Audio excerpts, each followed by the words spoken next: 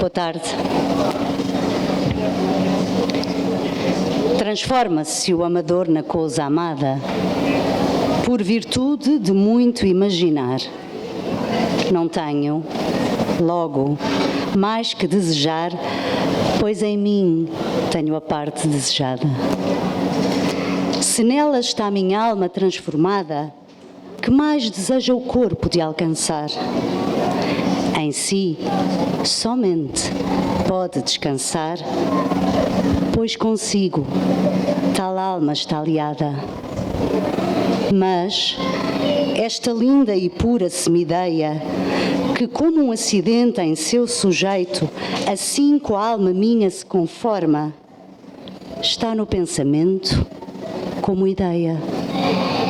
E vivo, e puro amor de que sou feito, como a matéria simples busca a forma.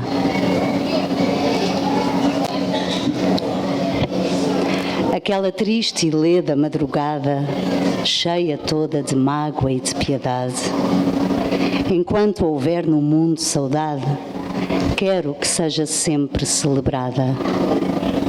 Ela só, quando amena e marchetada saía, dando ao mundo claridade, viu apartar-se de uma outra vontade que nunca poderá ver-se apartada. Ela só viu as lágrimas em fio que de uns e de outros olhos derivadas se acrescentaram em grande e largo rio.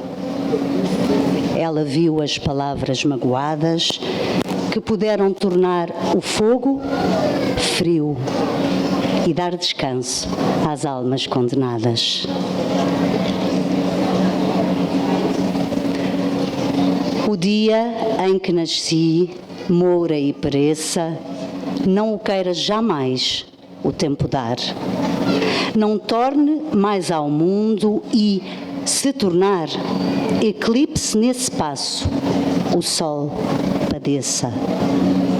A luz lhe falte, o céu se escureça, mostre o mundo sinais de se acabar. Nasçam-lhe monstros, sangue, chova o ar. A mãe, ao próprio filho, não conheça. As pessoas, pasmadas e ignorantes, as lágrimas no rosto, a cor perdida, cuidem que o mundo já se destruiu.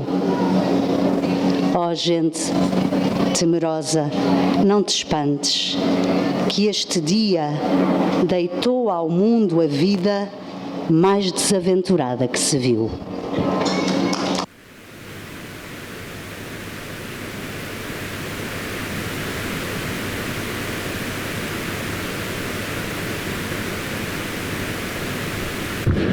Muito boa tarde a todos, muito obrigado por terem vindo. Raquel Marinho começou esta nossa sessão.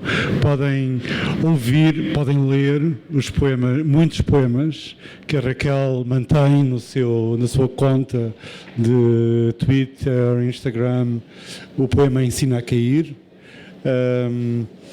E é muito bom estar aqui ainda por cima, porque não tenho que apresentar Frederico Lourenço. Não tenho que fazer nenhuma apresentação de Frederico Lourenço, todos conhecemos o Frederico. Vamos conversar um bocadinho sobre Camões. Hoje é o dia próprio para isso. E lembrei-me a propósito disso que hoje é o dia, graças a provas testemunhais, pelo menos sabemos, é o dia em que Camões morreu, em 1580. Este poema que a Raquel leu, o dia em que nasci, moura e pereça, achas que indica a data de nascimento de Camões? Muito boa tarde, muito obrigado por aqui estarem. Falámos de Camões no dia 10 de junho. Esta pergunta que o Francisco fez é uma pergunta que muitos estudiosos de Camões já se colocaram em diferentes épocas, porque de facto sabemos que hoje, dia 10 de junho, é o dia da morte de Camões, em 1580. Existe um documento que está na Torre do Tombo, de 1582, que confirma a pensão que tinha sido antes atribuída a Camões à mãe dele, e nesse documento, que foi só redescoberto no século XIX, ficámos a saber que Camões morreu em 1580. Antes disso, no século XVII, acreditava-se que Camões tinha morrido em 1579, mas a data certa é mesmo 1580, dia 10 de junho, portanto, acho que fazem quantos anos? 444. Exatamente. 444. 444. Cabalistas. 444. Agora, nenhuma fonte nos diz, de facto, o dia em que Camões nasceu, nem o ano, nem a localidade. Se ele nasceu em Lisboa, se nasceu em Coimbra, como algumas pessoas pensavam no século XVII e no século XIX também. Quando tudo acontecia em Coimbra? Quando tudo acontecia em Sim, Coimbra? quando tudo acontecia em Coimbra. Quer dizer, se imaginarmos que ele nasceu em 1524, ainda não estava muita coisa a acontecer em Coimbra, porque a universidade ainda estava em Lisboa. Portanto, durante todo o século XV, a universidade, que tinha sido criada pelo Papa em 1290, esteve em Lisboa, e foi em 1537 que Dom João III transferiu a universidade para Coimbra. Portanto, quando Camões nasceu, se ele nasceu em Coimbra, não havia ainda universidade. Mas se ele nasceu em 1524, como muitas pessoas pensam, é muito possível que ele tenha depois estudado em Coimbra. Agora, houve um estudioso de Camões, de facto, penso que Teófilo Braga já tinha apontado nesse sentido, mas houve um estudioso de Camões chamado Mário Sá, com 2 As, que escreveu um livro defendendo a teoria de que este soneto que a Raquel acabou de ler, em terceiro lugar, é o soneto que cripticamente indica o dia e o ano do nascimento de Camões. E uma colega minha da Universidade de Coimbra, Carlota Simões, que é professora da área de matemática, mas ela fez agora um novo estudo que vai ser publicado, já houve notícias sobre isso no público. Aliás, houve uma conferência em janeiro deste ano. No dia que ela entendeu que acertava com este poema, e que seria então dia 23 de janeiro. Exatamente. Portanto, a teoria da Carlota Simões, que ela já defendeu publicamente, mas que vai agora escrever várias coisas sobre isso, é de que Camões terá nascido 23 de janeiro de 1524. Portanto, estamos certos na nossa celebração dos 500 anos de Camões. Estaríamos sempre certos, mas de qualquer modo.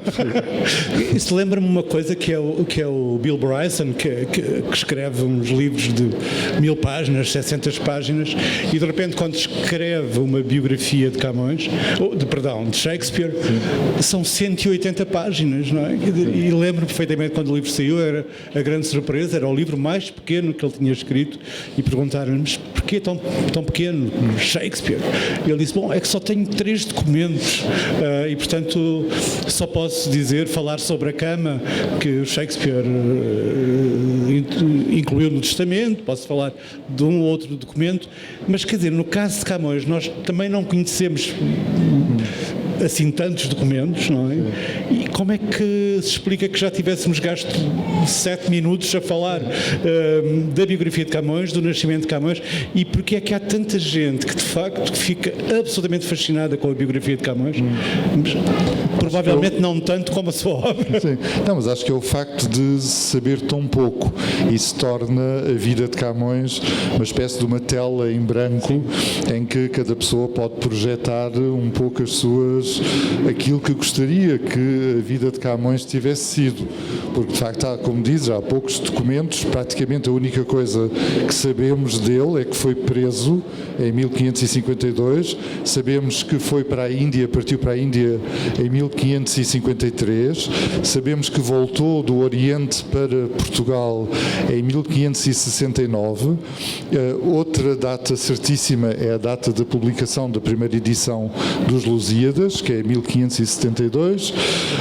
e a data da morte, e praticamente outras coisas que as pessoas falam dos estudos em Coimbra ou não, são suposições. Mesmo o serviço militar em Ceuta, em que ele terá perdido o olho direito, mas algumas imagens mostram que é o olho esquerdo. Enfim, é preciso ter cuidado com as imagens de Camões. Já o nosso querido amigo Vasco Graça Moura já dizia isso, é preciso ter cuidado porque há retratos de Camões que mostram que o acidente aconteceu no olho esquerdo, outros no olho direito, mas as fontes mais antigas do século XVII que falam disso, falam no olho direito. Portanto, penso que o mais certo são as imagens em que é o olho direito que teve essa lesão.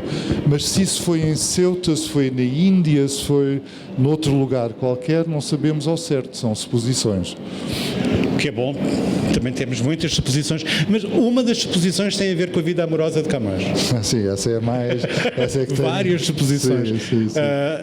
Além de mais, porque Camões nos ensinou também a falar de amor, de alguma maneira, quer dizer, toda a sua poesia nos ensina a falar de amor. E nós fazemos muitas suposições sobre as mulheres de Camões. Será legítimo falar também das suposições sobre os homens de Camões, a quem ele dedica há vários personagens masculinos a quem ele dedica poemas, com quem ele se relaciona. Sim. Como é a vida afetiva de Camões? De facto, há esse... Não diria que é um paradoxo, mas há essa questão que é muito interessante na poesia lírica de Camões, porque curiosamente os Lusíadas são dedicados a Dom Sebastião, isso está dentro do próprio poema, portanto é dedicado ao fidalgo mais elevado da sociedade portuguesa, que era o rei. Mas existem outros poemas de Camões dedicados também a grandes nobres portugueses, desde logo o Duque de Aveiro, Dom Manuel de Portugal, e vários poemas dedicados a Dom António de Noronha. Exato. Portanto, que sabemos por um poema que Camões escreveu sobre a morte dele, que ele morreu jovem, portanto morreu com 17 anos, esse morreu em Ceuta, isso há certeza, mas claro que há todas as especulações, não só as minhas, mas já vêm desde o século XIX, porque é que ele dedicou tantos poemas a Dom António de Noronha. No século XIX, um grande especialista alemão, que escreveu uma biografia enorme de Camões, o Wilhelm Storch, a suposição que ele apresentou foi que Camões tinha sido professor, explicador, preceptor em casa de Dom António de Noronha. Portanto, Dom António de Noronha era filho de Dom Francisco de Noronha, que fazia parte de uma família em Portugal, a família Menezes dos Marqueses de Vila Real, que tinham sido responsáveis, tinham estado no epicentro, digamos assim, da introdução do humanismo em Portugal. Porque no final do século XV veio um italiano, um siciliano para Lisboa, chamado Cataldo Parisio, que era um grande especialista de latim, e Dom João II contratou-o para ser seu secretário e, sobretudo, para o rei português poder escrever cartas ao Papa, para a Santa Sé, que fossem num latim mais cuidado, não fossem no latim, enfim, talvez ainda um bocadinho tosco que as pessoas utilizavam antes do Renascimento e antes de se terem descoberto, de facto, os grandes autores latinos. Então, Cataldo veio para Lisboa, além de ter tido essa função de secretário de Dom João II, teve também o papel de ser professor de latim de alguns membros da nobreza. Essa família, portanto, Marquês de Vila Real, acho que o próprio primeiro Duque de Aveiro, que era neto de Dom João II, também teve aulas de latim com ele, portanto, havia todo um ambiente, e essa família Noronha estava dentro desse ambiente de fidalgos portugueses. Nós associamos a fidalguia portuguesa só a touradas, mas de facto no início do século XVI havia pessoas muito cultas, e havia pessoas que eram capazes de escrever, falar em latim, mas latim do mais requintado que se pode imaginar. E Camões, de facto, esteve nesse meio, e o facto de ele ter dedicado 5 ou 6 poemas a Dom António de Noronha, justamente nesse meio desses fidalgos, dá-nos a entender que, pronto, havia pelo menos uma afinidade intelectual muito grande e que essa família terá sido mecenática relativamente a Camões, uma coisa que se diz nas biografias do século XVII, é que ele foi sempre muito pobre, seria uma pessoa de boas famílias, como se dizia na altura, mas não tinha dinheiro, mas essas famílias certamente o ajudaram e reconheceram, porque eu penso que é impossível que não se tivesse reconhecido no adolescente Luís de Camões. Portanto, nós não sabemos nada sobre a adolescência dele, mas quem o conheceu terá certamente reparado que isto não é um rapaz igual aos outros. Este rapaz tem um talento, tem uma inteligência que de facto é fora de série, e é muito compreensível que pessoas se tenham interessado por ele e que lhe tenham dado os meios, os livros, não é? Porque, enfim, nós somos os homens dos livros. No século XVI também havia livros. Os livros, se calhar, eram muito caros no século XVI, e para uma pessoa adquirir a erudição que Camões adquiriu, de conhecer tanto da literatura latina, italiana, espanhola, como é que ele teve acesso a esses livros? Não havia a Feira do Livro como nós temos hoje.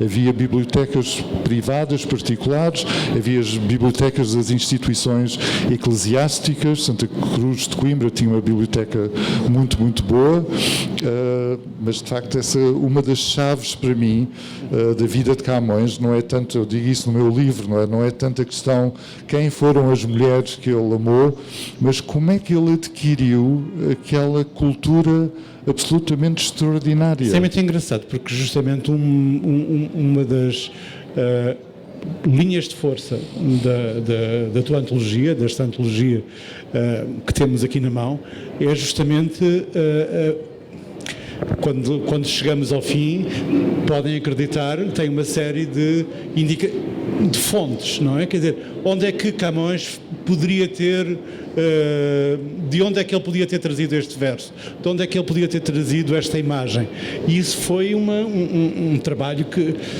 que era feito durante algum tempo. No século XIX fez-se menos. Porque é que ora vamos às fontes de Camões para ver de que forma é que esse rapaz talentoso, inteligente, que teve uma educação, enfim, esmerada, de que forma é que ele transportou os clássicos, por exemplo, para a sua poesia.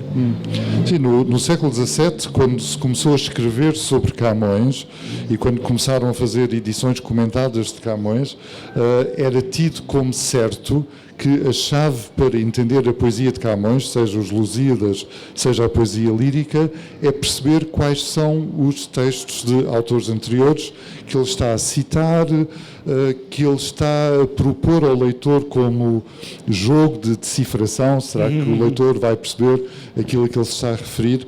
E considerou-se que isso era muito importante, e houve, de facto, uma obra extraordinária que foi feita por um homem chamado Manuel de Faria e Sousa, que foi uma pessoa que nasceu perto de Felgueiras, que enfim, estudou em Braga, e é o professor Vítor Aguiar e Silva, que é um dos maiores especialistas de Camões, a meu ver, dizia sempre que Manuel de Faria Sousa é uma honra para as instituições eclesiásticas de Braga, que lhe proporcionaram a cultura extraordinária que ele tinha. Mas ele depois, como ele nasceu já no final do século XVI, já era a altura da União Ibérica, ele foi viver para a Espanha, e foi em Espanha que ele escreveu um comentário gigantesco aos Lusíadas e às rimas, em espanhol, em que ele tentou registar todas as fontes latinas e gregas em tradução latina que Camões teria utilizado para escrever a sua poesia. Essa obra é tão monumental que eu penso que esmagou muitas pessoas, e as pessoas pensavam, bem, não vale a pena fazer mais nada porque já está feito. Não, mas não está, porque eu tenho muita admiração por Faria Sousa e consulto regularmente a obra de Faria Sousa, mas também já detectei muitos erros em Faria Sousa e muitas coisas que é preciso corrigir. O problema é que hoje em dia a maior parte das pessoas não tem o acesso à literatura da antiguidade clássica que era normal no tempo de Camões e depois de Faria Sousa. Portanto, há toda uma educação, um convencimento conhecimento que nós temos de fazer para... Achas que um leitor que tenha contacto com os clássicos, Horácio, Virgílio, está mais preparado para ler Camões? Sim, acho que um leitor que conheça Virgílio, Horácio e Ovídio, que são os 3 poetas preferidos de Camões, e que ele cita em praticamente todas as suas obras, e mesmo quando eles não estão visíveis, são o gato escondido com o rabo de fora, mesmo num poema em que ninguém estaria à espera de encontrar Virgílio, Horácio e Ovídio, como por exemplo as redondilhas sob os rios que vão, são uma glosa, um salmo do Antigo Testamento, mas tanto Virgílio como Horácio como Ovídio estão lá escondidos, é o gato escondido com o rabo de fora, porque Camões era de facto alguém que lia com tanto gosto esses poetas que não conseguia nunca deixar de os citar, e de ter essa expectativa da parte do leitor, que o leitor também conhece esses poetas e vai às vezes dar o desconto a coisas que ele diz, vai compreender o sentido que está nas entrelinhas das suas afirmações. Portanto, é importante ter esse horizonte, esse mapa das leituras de Camões, e foi muito isso que eu tentei fazer na antologia, na parte dos comentários, ajudar as pessoas a descobrirem quais são os lugares, os loci, como se diz em latim, os lugares da poesia antiga em que Camões se inspirou para todo esse edifício poético, que este aqui é o paradoxo, que é totalmente original, porque a poesia de Camões, escrevendo numa época em que as pessoas tinham todas essa cultura, se nós o compararmos com António Ferreira, o autor da Castro, que escrevia uma poesia cultíssima, a poesia de Camões é completamente diferente. Estão os dois a citar Horácio, Virgílio, Ovídio, mas não podiam ser mais diferentes. Camões tem aquela coisa que já agora o Vasco Graça Moura dizia sempre, que era aquela guinada, como ele dizia, a guinada que a pessoa sente quando lê um poema de Camões e de facto percebe que é outra coisa, é um universo próprio. Sim. Vamos só centrar-nos na antologia, que inclui a lírica e os Lusíadas. Como é que chegaste a esta escolha? A escolha destes fragmentos dos Lusíadas e depois, na lírica, a esta seleção? Pois, os Lusíadas... Isso podíamos nós começar por regressar a um certo dia em Braga, onde falámos... Braga, estás a ver? Braga. Onde falámos pela primeira vez. Braga, que deu a Faria Sousa a educação. Ele teve, tudo está ligado. Estávamos muito perto da sede de Braga, sim, estávamos aliás a poucos metros da sede de Braga, quando este projeto começou a tomar forma. Podemos dizer que também tínhamos comido uns bolinhos maravilhosos, de que eu agora me esqueci. Sim, vocês comeram, mas eu não como, porque eu não como. Tu és uma pessoa disciplinada. Não, vocês comeram, sim. Sim, mas eu vi o café, sim, estava muito bom. Sim. Portanto, a nossa ideia desta antologia foi, evidentemente, homenagear Camões no seu 5º centenário. Portanto, tanto o Francisco como eu víamos com muita tristeza a ideia de passarmos em branco o centenário de Camões e quisemos, de facto, ter uma proposta que homenageasse Camões no seu 5º centenário. A ideia seria ou fazer uma edição que tivesse poemas líricos, ou fazer uma edição que tivesse seleções dos Lusíadas, mas isso muito graças ao Francisco, a ideia foi ter presente tanto uma secção como outra da produção poética de Camões. Enfim, Camões escreveu 3 peças de teatro, mas são muito difíceis de tirar assim bocadinhos, acho que teriam de ser lidas na sua inteireza. Então, a ideia era clara, vamos selecionar passagens dos Lusíadas, e a minha ideia foi, pensando um bocadinho no velho Homero e nos velhos rapsodos que tinham como função divulgar a poesia de Homero, a minha intenção foi fazer uma rapsódia a partir dos Lusíadas. Ou seja, pensar que muitas pessoas são da opinião que a Ilíada de Homero originalmente não tinha os 24 livros que nós conhecemos hoje, era um poema muito mais curto, mas à medida que Homero foi evoluindo ao longo da sua vida, foi aumentando o poema. Isso é uma das teorias sobre a Ilíada. E eu pensei, e se os Lusíadas fossem um poema que Camões tivesse escrito também da mesma forma, ou seja, escreveu primeiro aquilo que ele considerava o essencial do poema e depois foi acrescentando o poema com outros episódios, outras... Fizessem a ligação. Sim, fizessem a ligação, que não fossem talvez tão essenciais para a narração, mas que, pronto, trouxessem um ornamento, um embelezamento grande. Então, o que eu tentei fazer foi descobrir o que seriam os Lusíadas nessa sua forma original, porque muitos estudiosos de Camões estão consensuais na ideia de que Camões não escreveu os Lusíadas, começando do primeiro verso, as armas e os barões assinalados, terminando no último verso do canto 10º, que ele deve ter feito uma coisa que sabemos que Virgílio também fez na Eneida, que foi fazer um esquema em que ele sabia o que é que ia ser o poema e foi trabalhando em secções diferentes, em alturas diferentes. Já a famosa Carolina Michaelis de Vasconcelos, já nos anos 20, não é, do século XX, já tinha escrito sobre isso, em que ela achou que tinha, de facto, conseguido confirmar que Camões não escreveu os Lusíadas do primeiro ao último verso. Então, foi escrevendo. A ideia foi essa, tentar surpreender o que seria, enfim, a semente, enfim, a essência dos Lusíadas. Então, e, ao mesmo tempo, uma espécie de teoria da composição. De alguma forma, sim, especulativa, mas sobretudo a ideia era que os leitores conseguissem ler esta seleção dos Lusíadas sem lhes faltar peças fundamentais na ligação entre os episódios. Portanto, claro, todos os episódios famosos, tudo aquilo que as pessoas estão à espera de ler nos Lusíadas, estão lá, como é evidente. A questão da escolha é sempre complicada, porque a pessoa, no fundo, basicamente gostaria de escolher o poema na íntegra e as rimas na íntegra era aquilo que eu gostaria de fazer, mas isso daria talvez um livro com 1500 páginas. O teu editor não deixou. As 1500 páginas já estão. Isso também, pronto. Mas acho que conseguimos um meio termo em que temos, eu diria, 70% dos Lusíadas estão aqui e permite uma leitura assim fluida, corrida, do princípio ao fim, e a pessoa que leu esta rapsódia fica com uma ideia bastante clara e fundamentada daquilo que é o poema de Camões.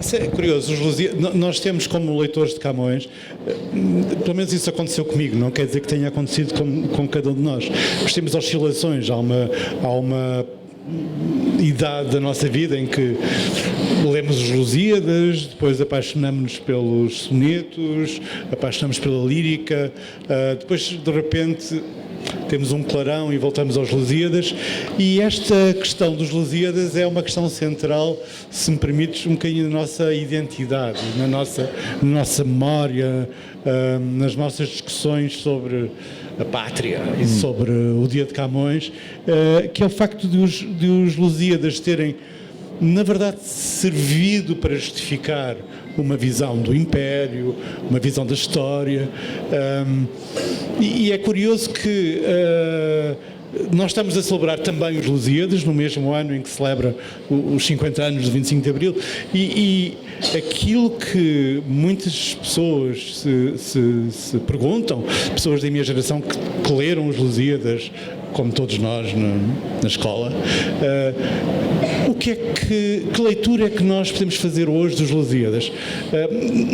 Os Lusíadas foram ou não foram definitivamente inquinados por essa visão imperial, enfim, que lhe estava colada no anterior regime, e que Jorge Sena aliás, foi uma das primeiras operações de Jorge Sena depois do 25 de Abril. Ele foi comissário das primeiras comemorações de 10 de junho, e aquilo que ele disse logo é: vamos libertar os Lusíadas. Que sentido é que hoje faz ler os Lusíadas a uma luz ou a outra? Eu penso que nós temos de ter uma visão histórica da história dos Lusíadas, deste livro chamado Os Lusíadas, que é um livro que foi publicado em 1572. Não é? Dom Sebastião morreu e levou a que aquela coisa toda acontecesse. Poucos anos depois da publicação dos Lusíadas, houve Alcácer Quibir, como todos sabemos, e a partir de 1580 deu-se a chamada União Ibérica, monarquia dual, em que, evidentemente, o ambiente em que as pessoas em Portugal liam os Lusíadas mudou radicalmente do dia para a noite. Era uma coisa a pessoa ler os Lusíadas em 1572, quando Dom Sebastião ainda era vivo, Portugal era um país independente, mas depois, a partir de 1580, ler os Lusíadas começou, de facto, a dar uma autoestima aos portugueses de uma forma, de facto, muito pronunciada, e vê-se isso não só no enorme sucesso dos Lusíadas, como no facto de, em 1595, portanto 15 anos depois da União Ibérica, ter saído a primeira edição das Rimas de Camões. As pessoas começaram a pensar, então o nosso maior poeta escreveu uma obra fantástica, só um livro é que foi publicado, então onde é que estão as outras obras dele? Então, 15 anos depois, portanto, já o rei de Portugal já era o rei de Espanha, mas saíram as Rimas de Camões e também as de Sá de Miranda e de António Ferreira. Houve assim um sentimento, pronto, nós fazemos parte de Espanha, mas não vamos esquecer aquilo que nos torna diferentes e aquilo que são os nossos grandes autores do século XVI. E é muito curioso que esses autores do século XVI não tenham sido assim tão considerados quando eram vivos. Isso é uma coisa também muito portuguesa, das pessoas não terem o reconhecimento que merecem em vida, mas de facto eles não foram, nem Sá de Miranda, nem se calhar Camões, nem António Ferreira, mas de facto depois da morte deles, com a União Ibérica, veio esse reconhecimento. Depois temos de ver a fase seguinte, em que não vamos estar à espera depois da restauração no final do século XVII, nem no século XVIII, que as pessoas pudessem ler os Lusíadas com os olhos com que nós lemos hoje em dia, isso é óbvio, mas depois vem o século XIX, vem a perda do Brasil, vem a perda sucessiva desse império que Camões cantava, e cada vez mais as pessoas liam os Lusíadas como mais essa coisa da autoestima. Nós estamos num país que está com cada vez mais problemas, mas temos uma razão para nos sentirmos orgulhosos, que é este poema que diz que nós somos os melhores do mundo. Depois vem o Estado Novo, não é? Que, claro, encontra aqui, neste livro, a melhor justificação possível para muitas das suas políticas. Ao mesmo tempo, a Itália, Mussolini, descobriu que há 2000 anos Virgílio tinha escrito um poema que Mussolini quis que todos os italianos lessem. Ele financiou edições críticas fantásticas de Virgílio, fez monumentos também em Itália, em Mantua, há um parque fascista na sua estética, com a estátua de Virgílio e tudo isso. Portanto, era uma época em que toda essa política viu em poemas como os Lusíadas, em poemas como a Eneida, são poemas que justificam e confirmam a legitimidade do Império, viram assim uma espécie de uma Bíblia. Agora, quando vem o 25 de Abril, mas é preciso também dizer que antes do 25 de Abril houve um grande pensador português, também penso que não se lhe dá o mérito que ele merece, embora muitas vezes as pessoas saibam o nome dele, mas acho que ele merecia mais reconhecimento, que foi António José Saraiva.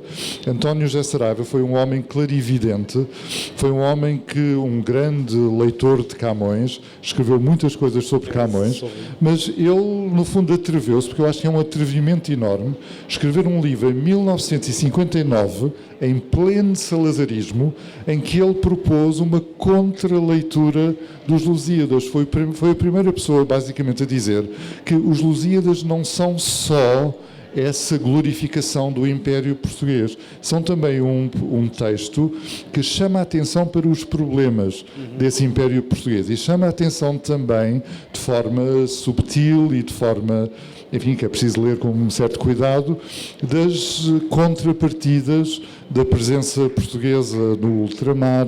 Tipo, o livro, portanto, o canto 10º dos Lusíadas é um canto em que uma divindade pagã prevê as futuras conquistas dos portugueses. Mas nós começámos a ler o que Camões escreve, o que é que Camões coloca na boca dessa ninfa que está a falar. São autênticos crimes de guerra. Nós lendo isto da forma como nós lemos hoje em dia... Máquina do Mundo sim, e tudo sim, o não, resto, isso é tudo muito bonito, mas depois quando são as conquistas dos portugueses, o que é que os portugueses fazem na Índia? Portanto, Camões não tem hesitação em sublinhar tudo aquilo que é o grande conseguimento em termos de navegação, aquilo que para Camões era muito importante, evidentemente na época dele, que era levar a fé católica aos 4 cantos do mundo, e isso é uma das coisas que se calhar para as pessoas hoje em dia poderão sentir dificuldade em entrar neste ambiente que Camões pressupõe, em que de facto não há nenhuma contestação da fé católica, da Igreja Católica, de qualquer outra religião é um erro, todas as pessoas de outras religiões são, enfim, referidas de forma extremamente insultuosa. Eu não vou nem dizer as palavras para vocês não ficarem, e as pessoas que não se aperceberam dessas partes não ficarem desanimadas, e portanto para lerem os Lusíadas, porque eu penso que nós devemos ler este livro das duas perspectivas, desse grande conseguimento do Portugal renascentista, do Portugal humanista, do Portugal de pensadores, de navegadores, de pessoas cultas, poetas, artistas, tudo isso. Todos eles são celebrados nos Lusíadas, mas temos esse outro lado. António José Saraiva, nesse livro, propôs a ideia revolucionária para a época, em 1959, de que Camões colocou a figura do velho do Restelo como retrato de si próprio. Eu tenho até dificuldade em entender como é que a censura permitiu que António José Saraiva publicasse aquele livro, porque com esse capítulo em que ele argumenta que o velho do Restelo é Camões, portanto, toda aquela resistência do velho do Restelo em relação aos descobrimentos e tudo isso, que representa a opinião do próprio Camões. É extraordinário que esse livro tenha sido publicado da forma como foi. Deixa-me só voltar voltar à gente dos Lusíadas e à genialidade dos Lusíadas. Tu falaste das edições críticas que entretanto apareceram, da sua lírica. O século XVIII esteve cheio de edições no estrangeiro, por exemplo. Sai os Lusíadas em França, sai em Espanha, sai na Alemanha depois. E um dos temas a que eu, como português, como qualquer português, quando lê uma história da literatura universal, europeia, vai ver a opinião sobre Camões. E eu lembro-me, por exemplo, da primeira vez que li um texto do Harold Bloom sobre Camões e sobre os Lusíadas. É um dos seus 100 livros, que Harold Bloom escolhe, ou quando o Jacques Barzam faz também na sua grande história da cultura do Ocidente, elege os Lusíadas como um ponto alto, e eles têm sempre essa tentação, que é a tentação que, óbvio, depois de te ouvir nós cairemos nela, que é de comparar com a Eneida, não é? No caso do Bloom, ele diz, bom, isto é muito superior à Eneida. No caso do Barzam, ele diz, bom, está ao nível da Eneida. É justa essa comparação com a Eneida? É justa a comparação com a Eneida, sem dúvida alguma. Acho que em termos de conseguimento artístico, não tenho dúvida nenhuma de que os Lusíadas estão à altura da Eneida. Eu acho que a Eneida tem uma coisa que os Lusíadas talvez tenham, mas temos de os ler com muita concentração para encontrarmos, que a Eneida tem uma universalidade que talvez não é tão fácil de detectar nos Lusíadas, porque a Eneida tem a universalidade de contar uma história que é atual hoje, mas é hoje, literalmente hoje. Hoje, no mar Mediterrâneo, há barcos que estão a tentar chegar à Itália com refugiados muitos deles que vão morrer afogados, outros vão chegar à Itália. Isso é a história da primeira parte da Eneida. Isso tem uma universalidade absolutamente espantosa. A segunda parte da Eneida é a história de pessoas que chegam a uma terra que não é deles e impõem agora, isto a partir de agora é nosso. Portanto, isso também é uma coisa que é atual, porque o nosso debate, sobretudo países que tiveram um império e colónias como é o nosso, portanto, é um debate que estamos continuamente a fazer. Essa dimensão tão obviamente universal falta, a meu ver, aos Lusíadas, porque Camões, falta a história dos Lusíadas. Camões elegeu esse episódio da primeira viagem dos portugueses de Lisboa até à Índia. O que também nos leva a pensar se o Vasco da Gama seria um personagem tão maravilhoso como Ulisses ou o Enéas. Sim, não, e não era, de certeza. Isso não havia, acho que a pessoa histórica deixava um bocadinho a desejar como ser humano, pelo menos.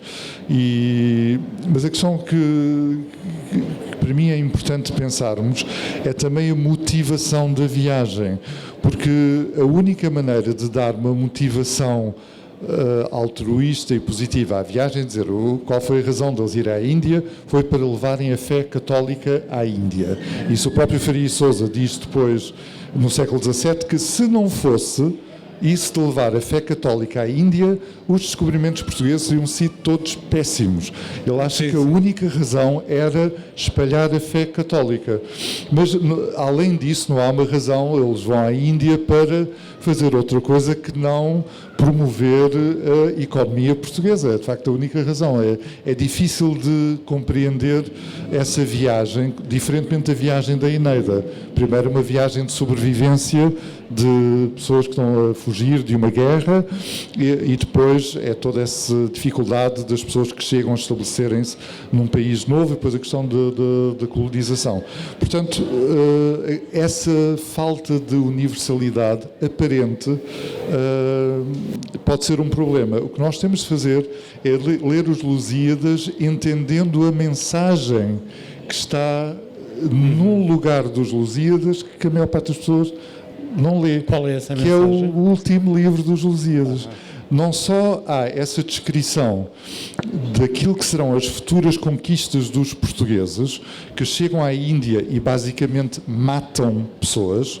Pronto, há isso, em confronto com outra secção fundamental do Canto Décimo, que é a história do apóstolo Tomé. Tomé que conheceu Jesus, que terá ido para a Índia, terá levado o cristianismo pela primeira vez à Índia, e Tomé é elogiado por Camões, assim, para lá de tudo. As pessoas dizem, ele pôs Tomé porque leu em Ariosto, que Ariosto falou de Tomé. Ariosto dedica 2 versos a Tomé. Camões dedica 10 estâncias. Portanto, ele dá uma importância enorme. A quê? À não violência, à apresentação da fé cristã pela não violência. Tomé chega à Índia, intervém no diálogo com as pessoas que ele lá encontra, as pessoas, muitas delas ficam encantadas com a mensagem do cristianismo, a mensagem de Jesus que ele traz, outras não gostam, outras começam a planear matá-lo, um pouco à semelhança do que nós lemos também nos Evangelhos, não é? Fica um pouco a personagem dos fariseus, e no fim o que é que acontece? Tomé sofre todas as violências até à morte, sem nunca levantar o dedo para fazer mal a ninguém. E isto é o último exemplo que Camões dá nos Lusíadas, antes depois de terminar com a parte final dedicada a Dom Sebastião. Portanto, a mensagem é claríssima. A única maneira de entrar em diálogo com os outros povos é pela não violência, é propor.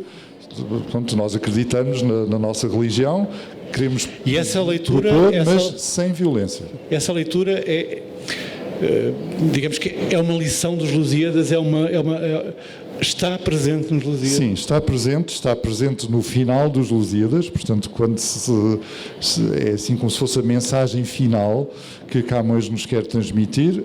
A mensagem final que vem a seguir é essa, que é essa mensagem de não violência, de proposta da nossa cultura por meio do diálogo e não por meio de matar outras pessoas. O que vem a seguir a isso é primeiro uma crítica à falta de importância que o povo português dá à cultura e aos homens de cultura, e depois terminando com o enaltecimento da cultura, dos homens de cultura, dos poetas, e, enfim, Tremendo de Camões era uma pessoa que tinha bastante autoestima e, portanto, ele termina elogiando-se a si próprio, dizendo basicamente a Dom Sebastião que ele, Camões, é um grande poeta e que não fica atrás de Homero. A última estância dos Lusíadas está muito codificada, é preciso ler muitas vezes para perceber o que é que ele quer dizer. Também que vejam justamente os comentários do Frederico a essa passagem. Bom, a todo o canto décimo, a todos os Lusíadas, mas em relação a essa parte é maravilhoso. Outro dos comentários maravilhosos que podem encontrar, já falámos do canto décimo, mas antes do canto décimo vem o canto nono, o célebre canto nono, que todos nós muitas vezes mitificamos, do género, na escola nós não líamos o canto nono. Não é verdade, líamos o canto nono, mas tendo em conta estarmos no século XVI, a Inquisição estava distraída em relação houve uma distração fatal. Sim, o Inquisidor não leu. Pois. Nós perguntamos como é que o livro de António José Saraiva saiu em 1959, mas isso não é nada em comparação com esta dúvida. Sim. Como é que em 1572, um livro que tem no frontispício o parecer, a autorização da Inquisição, como é que é possível portanto, o canto nono, como é que é possível? É uma orgia sexual ao ar livre, mas não há outra maneira de olhar para Sim, para, eu acho tudo que aquilo. foi por ser ao ar livre Sim. Ou então por estar no canto décimo, ou seja, era preciso ler muita coisa para chegar lá. Talvez Camões tenha planeado isso muito bem, portanto tenha também partido do princípio de, se calhar, pronto, se eu puser isto no penúltimo canto, talvez eles não cheguem tão longe e não leiam. Mas eu diria que é, se calhar, a parte mais universal dos Lusíadas. É, de facto, a parte dos Lusíadas que tem que ver com a experiência humana, que é igual em qualquer lugar do mundo, que é a importância do amor, da sexualidade, de tudo isso, que são, claro, que são duas realidades que muitas vezes são vividas de forma desesperada, atormentada, mas que Camões quis, naquele canto, apresentar ambas as realidades, porque ele é sexo e é amor, é as duas coisas, de uma forma totalmente descomplicada. Portanto, aquilo que nunca dá certo na poesia lírica de Camões, portanto, Camões escreve permanentemente sobre amores que não dão certo, como nós dizemos hoje em dia, sim, mas no canto nono dos Lusíadas, de facto, sim, dá certo. Há felicidade. O sexo e o amor são coisas que não trazem frustração, como permanentemente na lírica de Camões, e sobretudo na famosa Écloga Sétima, Écloga dos Faunos, que é a maior meditação de Camões sobre a frustração sexual e sobre o logro, que é o sexo, porque a mensagem desse poema, a meu ver, é que nós mitificamos o sexo, mas não nos damos conta de que, na realidade, o sexo é um logro. E essa é a mensagem que Camões quer passar na Écloga Sétima. Mas no canto nono, portanto, amor e sexo aí são só felicidade, êxtase. Já merecíamos. Sim, já merecíamos. Sim. Já merecíamos isso. Gostava agora de entrar nas rimas, entrar na lírica, como nós dizemos. Houve 3 sonetos que a Raquel leu, vamos ter mais daqui a pouco. Durante algum tempo houve um problema, e isto tem a ver muito com a constituição do corpus das rimas. Não só não se sabia bem onde é que, se isto era de Camões ou não era, como a certa altura houve uma autêntica loucura, quer dizer, temos um corpus gigantesco e, portanto, se é bom, é de Camões. Sim, não é? Quer dizer, como é que se chegou finalmente à fixação desse corpus? Não se chegou ainda. Não se chegou ainda o debate ainda continua. No meu romance Pode um Desejo Imenso, temos um grupo na Universidade de Lisboa a tentar fazer uma edição crítica das rimas de Camões. Portanto, isso é uma coisa que ainda estamos à espera que essa edição aconteça. Mas, de facto, o grande problema de Camões não ter publicado a sua obra lírica em vida, e também é preciso ver que era uma altura em que não era fácil publicar poesia ou literatura que não fosse religiosa em Portugal. Os Lusíadas são, de facto, a grande exceção. Ele portanto, ele escreveu os seus poemas, deixou os seus manuscritos. Há uma informação de Diogo do Couto, que era amigo de Camões, que escreveu sobre a história dos portugueses na Índia, dizendo que ele tinha reunido um livro chamado Parnaso, mas que foi roubado. Ou seja, esse manuscrito que continha talvez a poesia lírica completa de Camões, organizada pelo próprio Camões, foi roubado. Então, isso é o Eldorado de todos os manuscritos. Enfim, no dia, se alguém alguma vez encontrar no arquivo, numa biblioteca, numa leiloeira internacional, Sotheby's ou Christie's, o Parnaso de Camões, eu penso que vamos ter de... O governo português vai ter de desembolsar alguns milhões de euros para comprar esse que, de facto, é o livro mítico da literatura portuguesa. Pronto, mas esse livro, esse manuscrito foi roubado, mas os poemas existiam de tal forma que em 1595, como eu disse, saiu a primeira edição, já 15 anos depois da morte de Camões, saiu a primeira edição da sua lírica. Esse livro teve um sucesso tão grande que teve logo uma segunda edição em 1598, com mais poemas do que os de 1595. E quando veio uma nova edição, acho que em 1607, mais poemas, e mais, e até ao século XIX, todas as edições da lírica de Camões tinham sempre mais poemas. Era como se os poemas de Camões brotassem do chão. No fundo, há 400 sonetos que foram atribuídos a Camões ao longo da história. Mas eu acho que nenhum estudioso de Camões acreditaria que ele escreveu todos esses 400. Mas é um pouco como o Francisco estava a dizer. Poemas anónimos que eram encontrados em cancioneiros, se eram bons, eram de Camões. Se não eram bons, desvalorizava-se. E, portanto, a obra de Camões, lírica, foi, de facto, aumentando por causa dessa questão. Mas, enfim, na minha opinião, houve um professor da Faculdade de Letras de Coimbra, que eu nunca conheci pessoalmente, ele já tinha falecido quando eu fui para Coimbra, chamado Álvaro Júlio da Costa Pimpão, que fez uma edição das rimas de Camões, que ainda hoje me parece ser uma edição com mérito extraordinário. Fez uma edição também dos Lusíadas, também muito meritória, e eu penso que é consensual entre os estudiosos de Camões que os poemas que o professor Costa Pimpão escolheu para figurarem na edição das rimas são poemas que, enfim, de certeza que Camões escreveu. Houve alguns que ele deitou fora, que algumas pessoas terão pena de ele não ter incluído, mas aqueles são seguramente de Camões. Então, dão uma base bastante adequada para se poder trabalhar a análise do corpus lírico de Camões. Por falar em análise, a análise que tu fazes dos Lusíadas, a análise que tu fazes depois da lírica, todos os leitores repararão, a análise é absolutamente magnífica, mas há aqui há um pequeno grão, e esse grão é quando avançamos e quando chegamos a certas zonas da lírica, percebe-se como tu, a expressão é mesmo essa, como tu amas mesmo algumas das canções. Sim. E de facto tens uma relação muito apaixonada com as canções. Sim. Eu acho que esse corpus de 10 canções que saiu na primeira edição de 1595 são canções escritas muito inspiradas por Petrarca, não é, o grande poeta italiano, toscano, não é, do século XIV.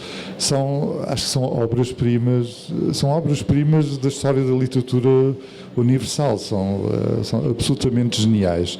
Há depois outras canções que foram mais tarde atribuídas a Camões, mas eu penso que essas 10 são perfeitas, e a minha proposta nesta antologia, nos comentários, propõe a teoria de que a ordem sob a qual nós lemos essas canções nas primeiras edições do século XVI é a própria ordem que Camões quis. Portanto, eu tenho essa teoria, é uma fantasia, pronto, não é uma coisa que não se pode comprovar, mas eu acho que quem encontrou aqueles poemas no manuscrito, não sabemos qual foi, encontrou-os na ordem que o próprio Camões quis que nós lêssemos. Portanto, é um conjunto de 10 poemas, enfim, não é por acaso que o dos Lusíadas é um conjunto de 10 cantos, as bucólicas de Virgílio são 10 bucólicas, o primeiro livro das sátiras de Horácio são 10 sátiras, o número 10 era assim um bocadinho mágico em termos do número para um livro de poesia, e eu penso que essas 10 canções são mesmo das coisas mais extraordinárias que se escreveram em língua portuguesa. Eu falava sobre essas 10 canções, mas também mencionava infelizmente não 2 são as 10. poemas. Não são as 10 da antologia, mas estão 4. Mas mencionava também 2 poemas que incluís e gostava que falasses. Um é justamente a Écloga sobre a morte de Dom António Noronha, e o outro é o poema que de facto está presente desde o título até ao final, no Pó do Desejo Imenso, o teu romance. Podes falar um pouco sobre estes 2 e porque é que eles são importantes para ti como leitor de Camões? Sim. Bem, essa écloga, que é a primeira no conjunto das éclogas de Camões, é de facto um dos meus poemas preferidos de sempre. Acho que é um poema em que Camões está ao nível de Virgílio e até supera talvez Virgílio nesse poema. De facto é um poema absolutamente genial, em que ele combina de facto o lamento pela morte desse Dom António de Noronha, que morreu com 17 anos, com a morte do pai de Dom Sebastião. Também era um adolescente, morreu também muito, muito jovem, e de facto morreu poucas semanas antes de Dom Sebastião nascer. Portanto, foi assim um nascimento milagroso. Enfim, Dom Sebastião é chamado maravilha fatal da nossa idade nos Lusíadas, porque foi essa coisa extraordinária dele ter nascido depois do pai ter morrido. Mas são poemas, tanto um como o outro, têm uma componente filosófica que faz muito parte da escrita camoniana.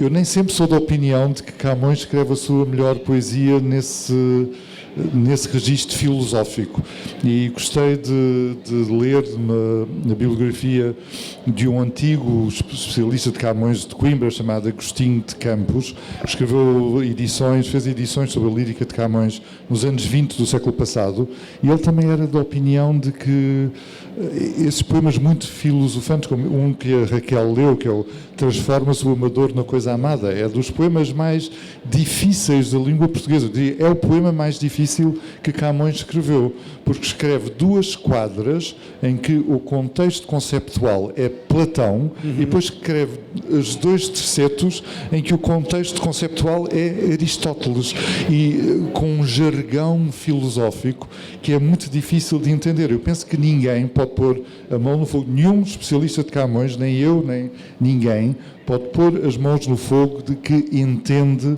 100% o que Camões quer dizer nesse poema. É a mesma coisa no poema Pó de um Desejo Imenso, o famoso Pó de um Desejo Imenso, a Ode Sexta, que é também um grande poema de filosofia platónica. E Camões, quando escreve nesse registro muito filosófico, é muito hermético, ficamos muito na dúvida o que é que ele quer verdadeiramente dizer com toda essa filosofância. É sempre mais fácil quando Camões, por exemplo, nesse poema Pó de um Desejo Imenso, além de percebermos a questão, o amor platónico, ou seja, um amor que dispensa a concretização sexual, isso toda a gente entende, mas a parte mais fácil de entender do poema é a parte final, em que ele tem um excesso de autoestima e, no fundo, está a dizer que ele é melhor que Dante e é melhor que Petrarca, no fim. Temos de aceitar, ok, nós temos aqui um poeta que se atreve a dizer que a poesia dele é superior à destes 2 maiores génios da poesia europeia no tempo dele, não é? Não havia nomes porque quando Camões escreveu Shakespeare não era ainda famoso, como tu sabes. Portanto, os dois nomes mais famosos da literatura moderna eram Dante e Petrarca, sem dúvida alguma. Mas ele termina esse poema para o Desejo Imenso dizendo de forma muito sutil, mas está lá Beatriz, Laura, ele fala dos nomes. Eu faço melhor. Eu podia interpretar o papel do professor Marcelo Rebelo de Sousa e fez. Nós temos a sorte temos a sorte todos nós de ter a ti que traduziste Homero, traduziste Virgílio, traduziste Horácio, traduziste os Evangelhos, traduziste e portanto isso transforma-te também num leitor especialmente preparado para Camões.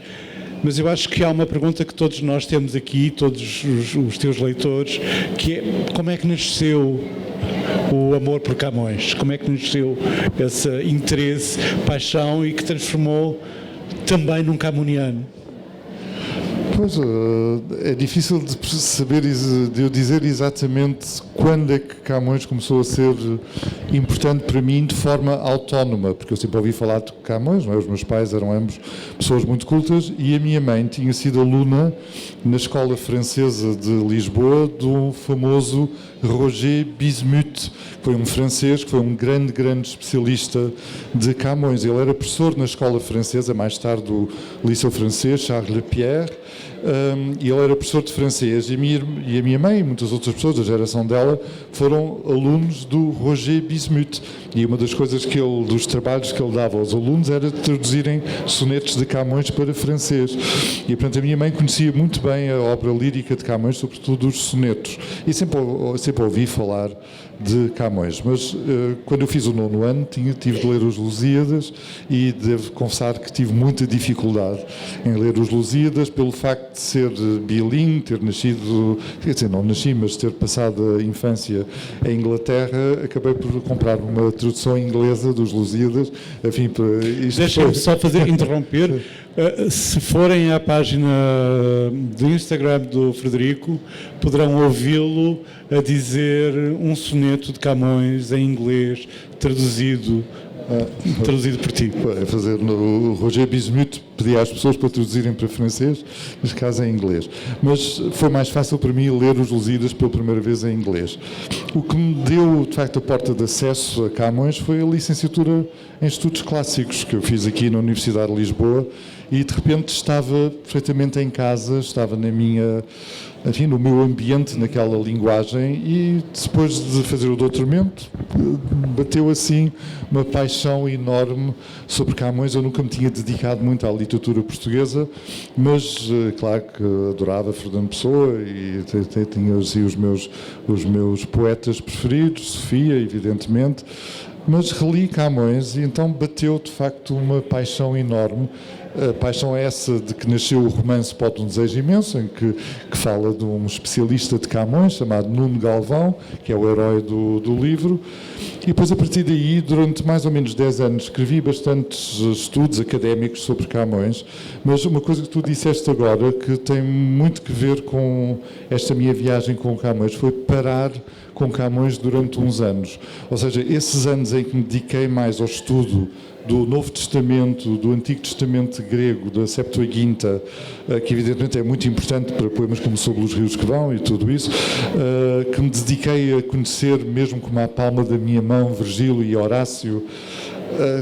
Isso permitiu-me descobrir elos que pessoas anteriores não tinham referido ainda, talvez porque não se deram ao trabalho de traduzir a obra toda de Horácio de fio a pavio. Portanto, Horácio está presente permanentemente em Camões, mas é preciso conhecer de facto bem Horácio para se descobrir isso e para se perceber a grande paixão com que Horácio foi lido por Camões. Mas houve uma pessoa que intuiu isso que tu também editas, que é um grande autor português falecido chamado Virgílio Ferreira. Exatamente. Virgílio Ferreira, que fez de forma muito inovadora, escreveu um artigo nos anos 40 que para a época era absolutamente incrível, em que ele descobriu esse elo incrível entre Camões e Horácio, em que muitos dos enigmas da poesia camoniana, Virgílio Ferreira propôs que, se formos a Horácio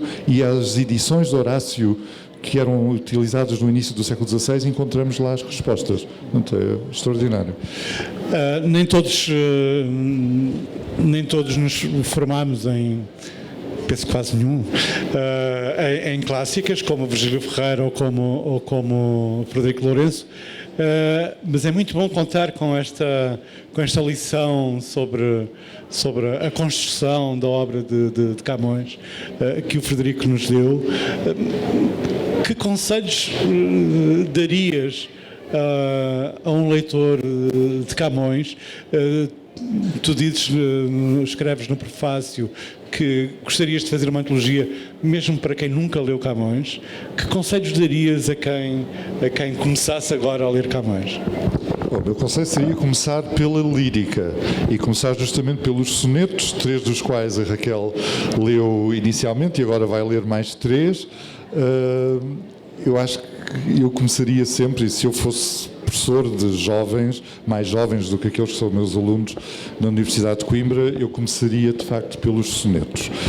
E depois, acho que com uma certa preparação mental, que a pessoa pode ler os Lusíadas com imenso prazer, com o prazer com que se olha para uma obra de arte extraordinária como havia o Tiziano, que é o pintor que nós escolhemos para estar na capa. E não o Camões, coitado. E não Camões, sim. Portanto, mas Tiziano, Camões e Tiziano, cada um... Camões talvez estando na Índia, escrevendo muita desta literatura que ele nos deixou. Tiziano em Veneza, ambos se fascinaram com o mesmo mito da Antiguidade Clássica, que é o mito de Acteon e de Diana, que é o que está na imagem de Tiziano.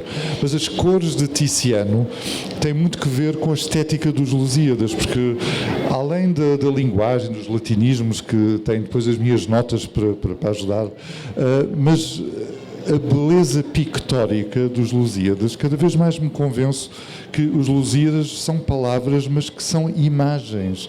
Também tem uma beleza arquitetónica por causa da construção exímia, da forma como o poema está construído, portanto tem essa dimensão arquitetónica, tem a dimensão pictórica, por causa da beleza das imagens, das cores.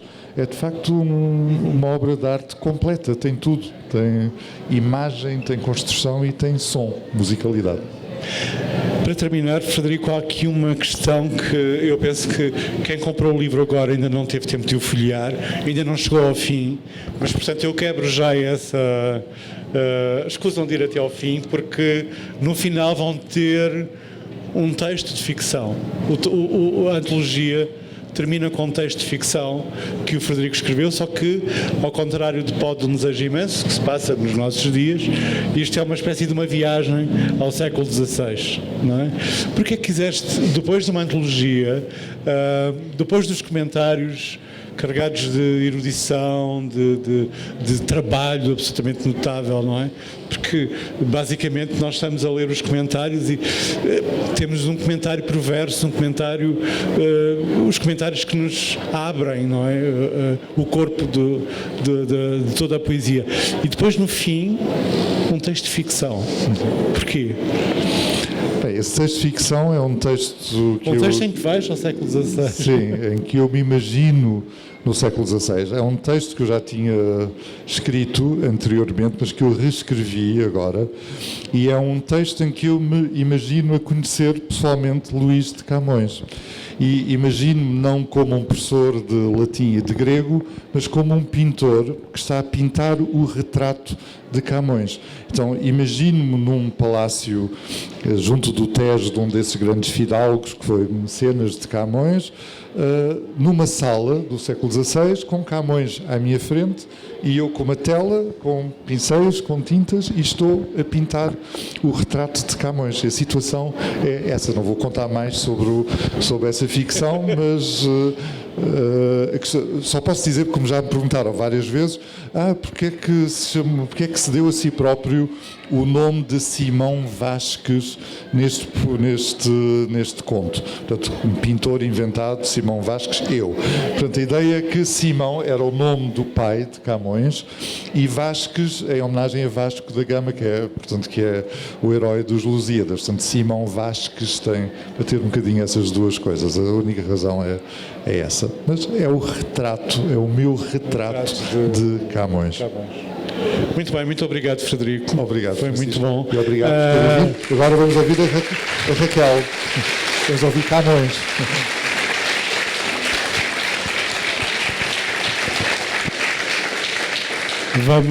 Vamos terminar com mais 3 sonetos de Camões com a Raquel.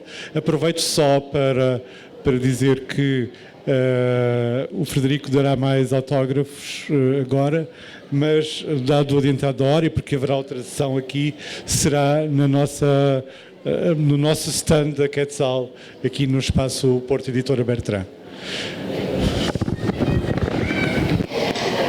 Mudam-se os tempos, mudam-se as vontades, muda-se o ser, muda-se a confiança.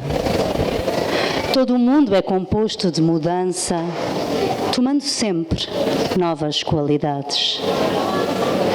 Continuamente vemos novidades diferentes em tudo da esperança. Do mal ficam as mágoas na lembrança e do bem, se algum houve, as saudades. O tempo cobre o chão de verde manto que já coberto foi de neve fria e em mim converte em choro o doce canto. E afora este mudar-se cada dia, outra mudança faz de maior espanto, que não se muda já como se ia. Alegres campos, verdes arvoredos, claras e frescas águas de cristal, que em vós os debuxais ao natural, discorrendo da altura dos rochedos. Silvestres montes, ásperos penedos, compostos em concerto desigual. Sabei que, sem licença de meu mal, já não podeis fazer meus olhos ledos. E, pois já não vedes como vistes, não me alegrem verduras deleitosas, nem águas que correndo alegres vêm. Semearei em vós lembranças tristes, regando-vos com lágrimas saudosas, e nascerão saudades de meu bem.